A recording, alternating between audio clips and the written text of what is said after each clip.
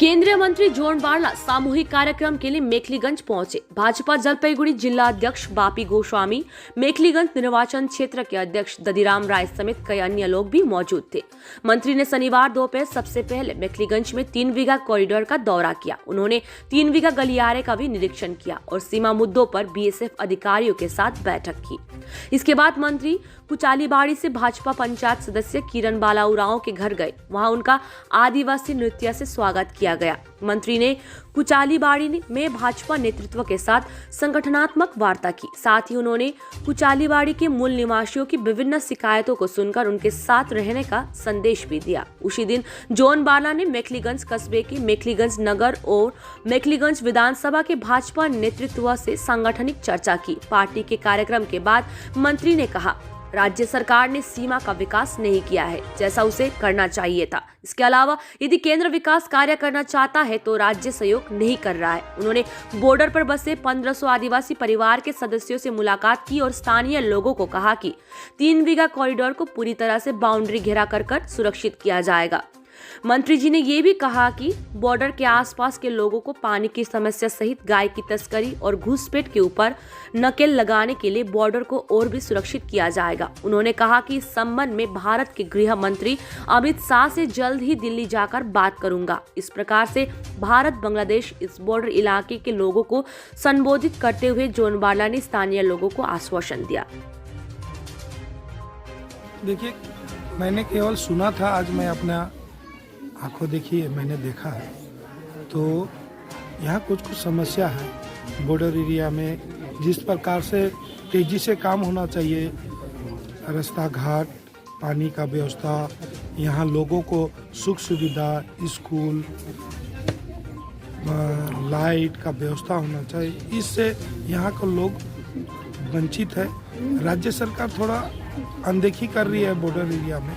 राज्य सरकार, केंद्र सरकार तो काम करना चाहते हैं, राज्य सरकार का कुछ बाधाएं है। राज्य सरकार और केंद्र सरकार के साथ अगर मिल के अगर काम होता तो बहुत आगे निकल जाता। और हम चाहेंगे, हम देखे हैं हमारे इस क्षेत्र का एमपी जयंत राय से बातचीत करेंगे। ये जो 3 बीघा के एरिया में कुछ एरिया करीबन 30-40 हज़ार लोग वहाँ पर बसते हैं, इंडिया के अंदर ही, इंडिया के बीचा बीच में वो बस गए हैं। अगर उसको फेंसिंग, बॉर्डर एरिया को अगर उस एरिया को अगर फेंसिंग किया जाता तो बहुत ही बेटर होगा। तो इसके लिए हम लोग सरकार से बात करेंगे, केंद्र सरकार से, गृह मंत्री से बात करेंगे और इसको जल्दी से जल्दी फेंसिंग किया जाएगा। तो यहाँ का जो भी दुर्प्रचार सब हो रहा है, यहाँ पर गौ प्रचार हो रहा है,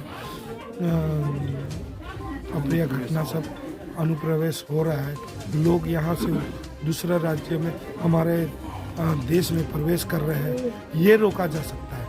हजार लोग यहाँ से निकल के, ये बाउंड्री नहीं होने से, फेंसिंग नहीं होने से की वजह से वहाँ से लोग यहाँ से निकल के आस्ते आस्ते निकल के यह सब मिली भगत, यहाँ राज्य सरकार के पुलिस सब भी उतना ध्यान नहीं दे रहा, जिसके कारण से निकल के दूसरा राज्य जैसे केरला हुआ, बहुत सारा देश के हर कोने में वो सब चले जा रहे हैं। मैं अपने आंखों देखी देख के गया है और मैं इसको सीरियसली ही मैं ले रहा हूँ और मैं जाके इस बात को पूरा डिटेल रिपोर्ट मैं भारत सरकार के पास मैं आया हूँ, इसी कारण से आया हूँ मैं देखने।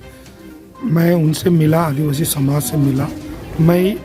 हम लोग बहुत सारा स्कीम है केंद्र का, राज्य सरकार, तो ये राज्य सरकार का काम था ये करना, उनका पंचायत है, उनका समिति है, उनका सरकार है, वो का उनका देखने का काम था, लेकिन नहीं देख रहे। लेकिन अगर केंद्र सरकार, केंद्र सरकार का बहुत सारा स्कीम है डायरेक्ट है के द्वारा हम लोग अगर सोलर चूल्हा बना देंगे, सोलर लाइट बना देंगे, ऐसा अगर व्यवस्था कर देंगे तो, और पानी का व्यवस्था कर देंगे तो आने वाला दिन यहाँ के लोगों को काफ़ी सुविधा मिलेगा।